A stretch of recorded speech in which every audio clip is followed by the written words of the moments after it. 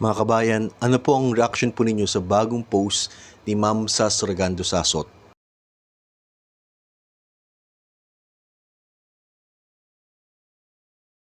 Ayon raw sa bagong survey ngayon, bumaba raw ng napakalaking margin ang krimen.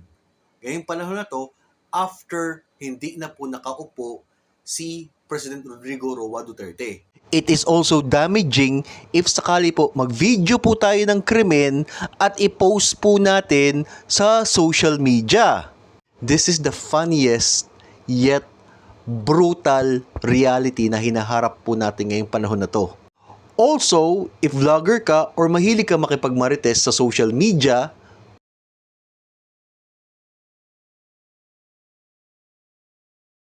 wag na po kayo mag-alala kasi po, pwede na po i-clone ang inyo pong account at i-mass report po.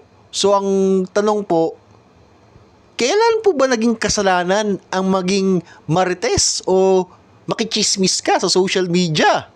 Kaya nga po tayo chismoso kasi hindi po natin alam kung ano po yung mga nangyayari ngayon. Kasalanan ba maging isang chismoso? Iba po ang chismis at iba naman po ang cyber libel.